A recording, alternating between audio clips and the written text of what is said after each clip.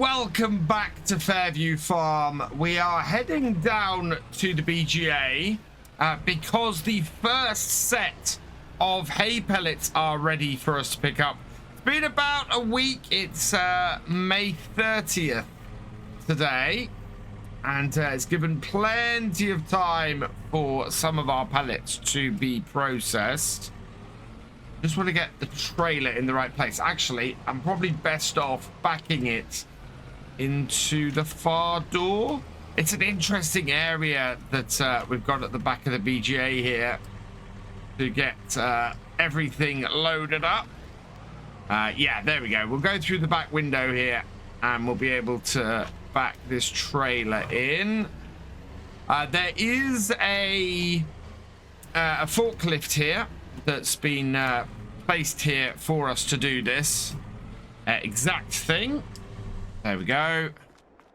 And yeah, so the tractor is down here now, and I think they're looking at getting the attachment to get this to just put the pellets straight into here with the bales.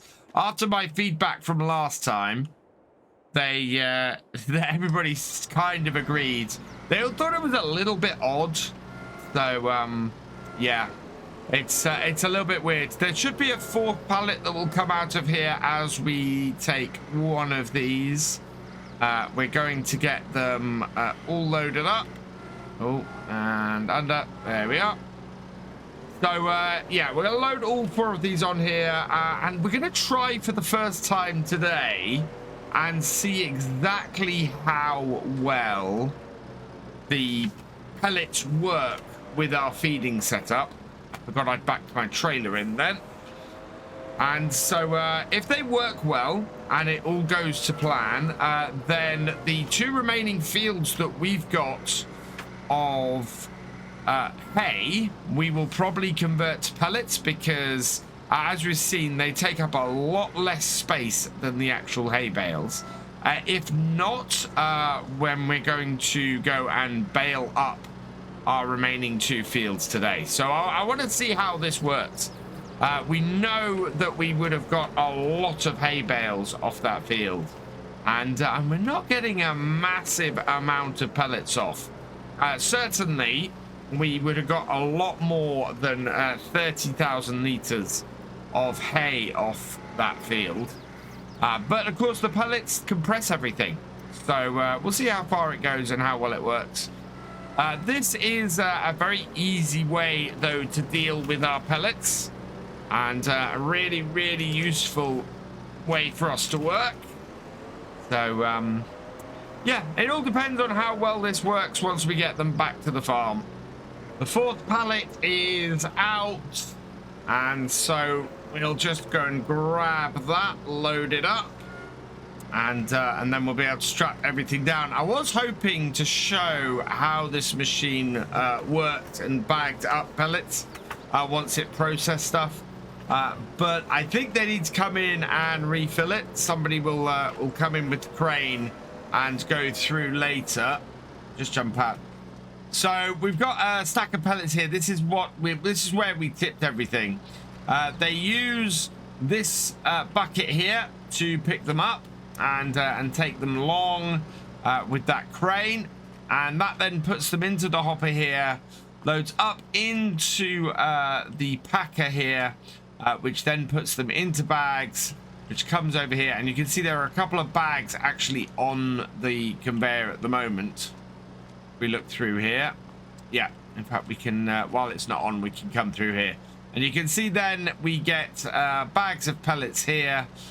They go onto the onto the actual pallets. They come out, they get wrapped as they come out of here, and then they get delivered out of here, which is where we then get them to put them onto the trailer. So it's a really useful setup. It works very, very well for getting everything together. And as I said, if 30,000 litres of pellets only comes in at, well, it looks like it might come in at maybe 10 of these pallets. That would be quite a storage space saving. So there we go. We'll get that all strapped down. Just going to reverse this up here so that we can park it up out of the way. Like so. And there we go. So with those all strapped down, we can head back up to the farm. And we'll go and give this a try out and see if it works. Before we continue, this video is brought to you in partnership with the awesome people at Apex Gaming PCs. I've teamed up with Apex Gaming PCs to create my own custom line of PCs suitable for everybody from beginner farmers to virtual farming experts. Apex Gaming PCs are offering up to $250 off your next purchase just by using my link in the description below. So go check them out.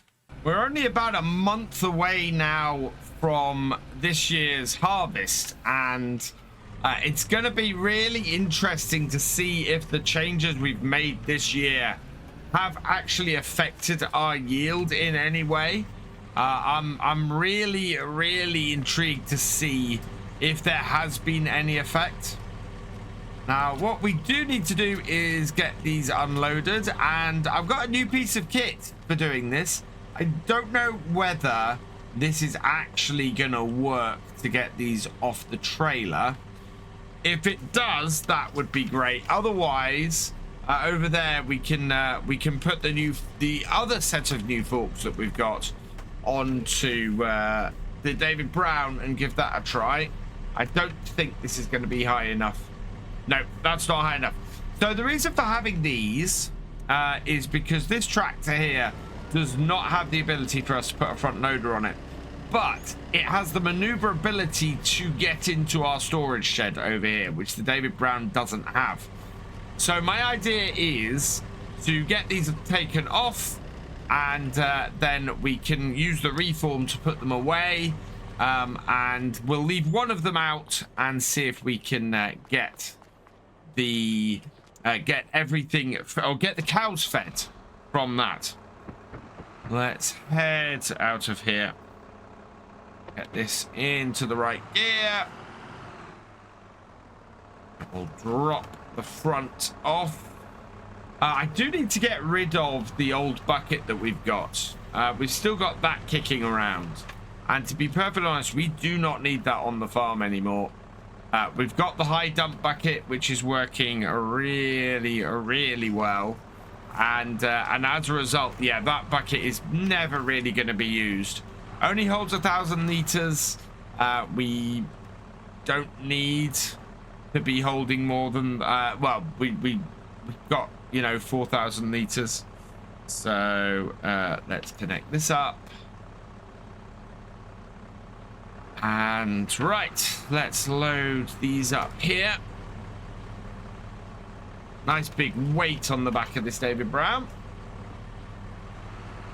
And line everything up. And yeah, this will get this off here quite easily, I think.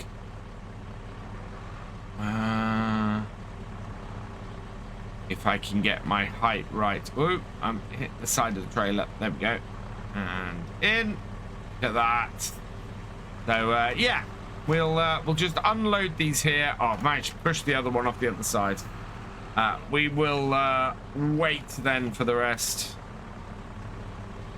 But I'll show you what I mean by this. Trying to get this into this shed is tight, and I can get it in to this point here, but the amount of maneuvering we have to do to get stuff in the back is not great. Although I'm beginning to think I may have misspent my money.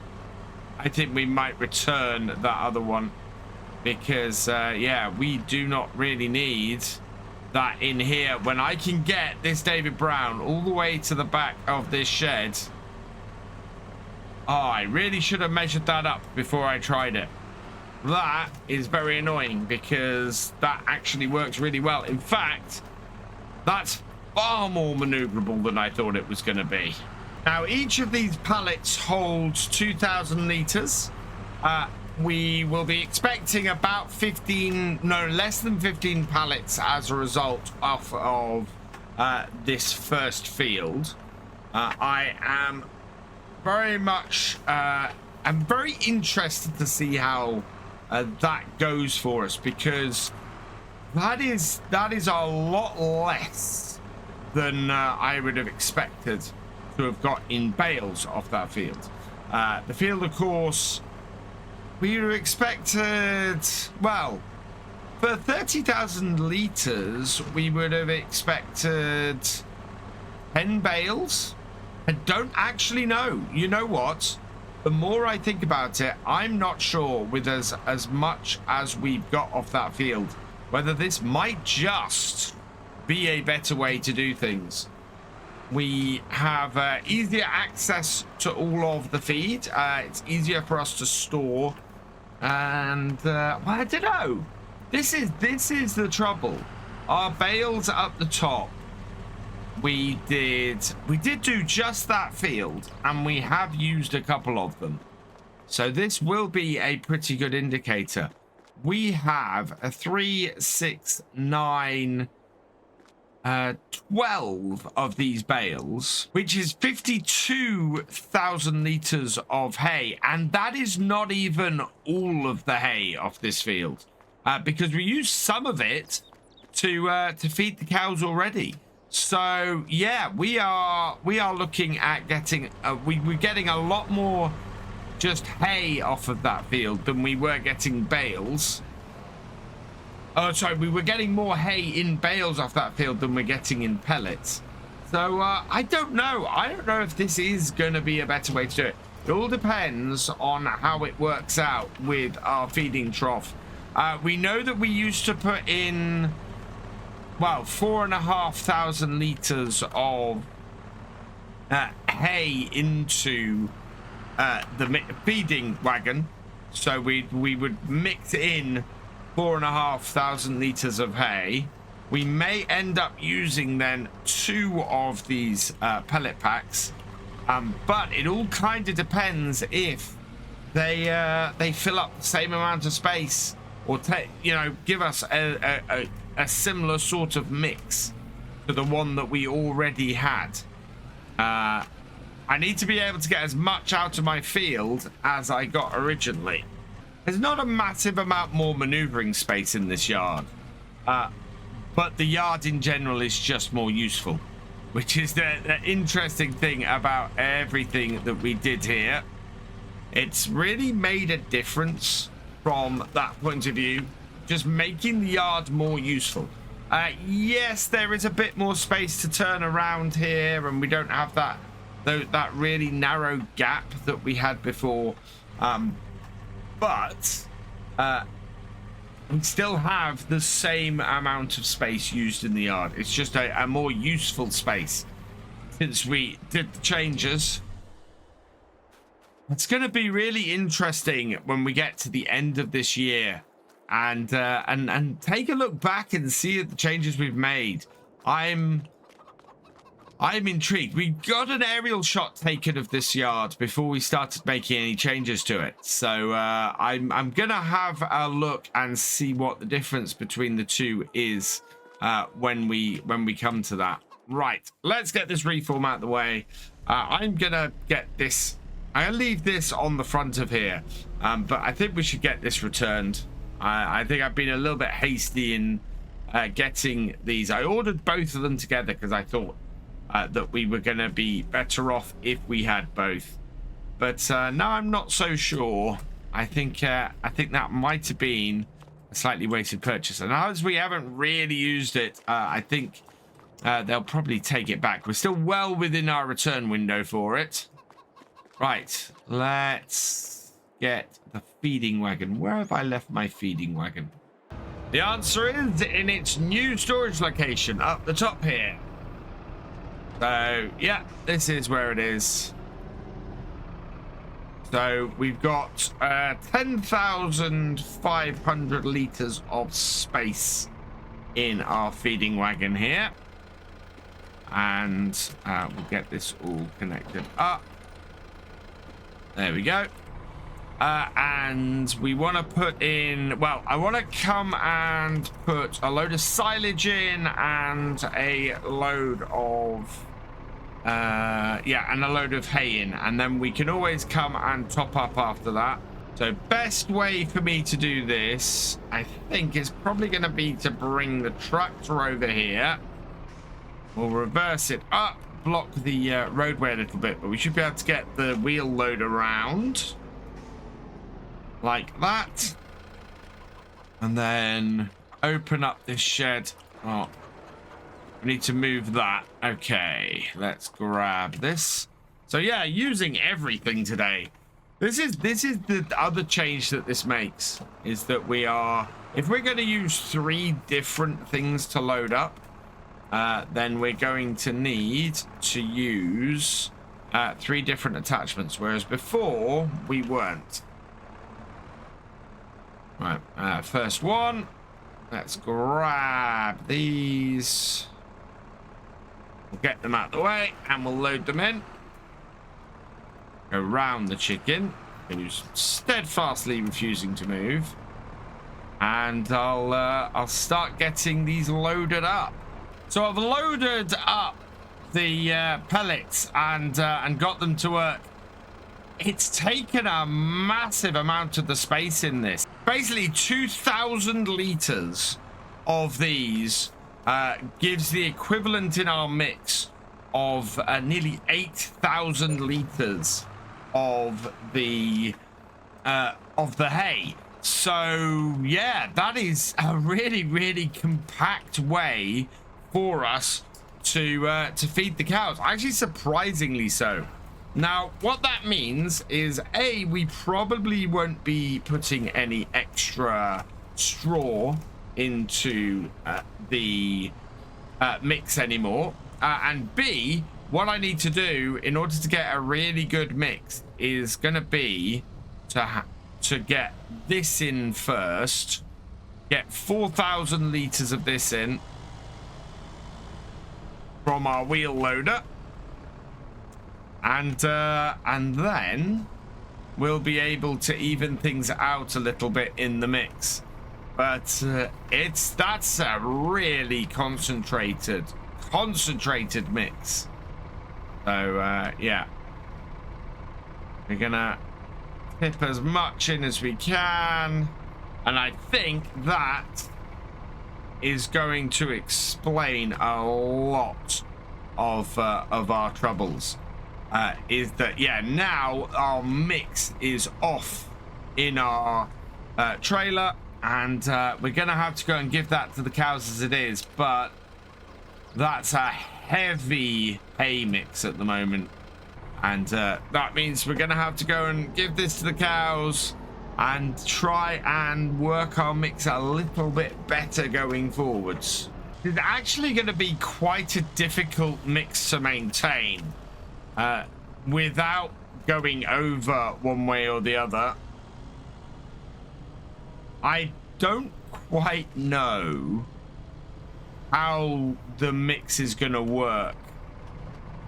The thing we had before is that we're able to get this mix right because we put in a full thing of this, of the silage. We'd then put in a full hay bale, and then we'd top it up with the pellets.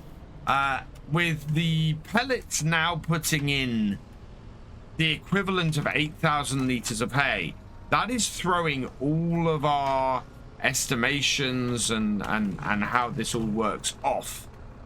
And I don't quite know exactly how I'm going to mix it. I think the way we're going to have to go on the farm is to continue with bales, because if I try and do this setup with this or with anything else, we are just going to have such a struggle getting our mix right. Whereas in the past, getting the mix on here and getting everything working has been really easy. I think if we were looking for 8,000 liters, so if we had a 16,000 liter or a 20,000 liter setup here for this, we'd be better off. But at the moment, I'm just kind of having to guess. And that is not going to help us, I don't think. Bring this down. Let's see how much of the bucket we have left. Yeah, you see, I think I've gone too far with the silage this time. We'll have to see how this works out. I think using these pellet bags is going to leave us with a lot more guesswork. So we'll try and empty a few of them out and see how it goes. Oh, it's... yeah, this is a tough one. Well, I've emptied a load of the pellet bags in, and we seem to have got to about a 50-50 mix. It is much more involved using the pellets than it is using the bales. So, I don't know. I don't think this is something that is going to be useful to the farm. I think the pellets are worth more money selling them. So, we are probably going to try and compare the amount of money we would make from pellets versus with the time and energy versus the amount of money we'd make from selling silage, which of course is part of this as well, and see if it's worth doing the pellets for that reason. But certainly at the moment, it seems still to be erring very much towards keeping the straw bales going, keeping the hay bales going, rather than doing more hay pellets, especially with the amount of trouble that we've had and the changes we'd probably have to make if we were to continue using pellets on the farm. Having said that, it's been a really interesting experiment over the past month to see whether that would be a better way to go, and I'm glad we haven't had to shell out all the money to do it, because that would have been bad. But certainly at the moment, hay pellets does not seem to be something that will work for our farm, and in fact seems to be that for smaller farms like this, it's not really a viable option. So after all that, that leaves me with just one conclusion. We're going to take our reform here, we're going to connect it up to the Crone baler, and we're going to go and make some more round bales because they are absolutely perfect for the farm. Yeah, we got 2 more fields to go. I am going to go and get those baled, and then we'll get them all stacked into the shed. But I've covered everything that I wanted to cover in today's vlog. I really wanted to check all of the pellets out and everything. So what that means is that all that remains is for me to say thank you for watching. I hope you've enjoyed this video. Please leave a like, drop us a comment, and give it a share. Special thanks to all my patrons and channel members. Your support is invaluable in making these videos and helping the channel to grow. For more from Virtual Farmer, check out the links below, follow on Twitch to watch live, and for more videos, subscribe and ring that bell. I will see you next time. Goodbye.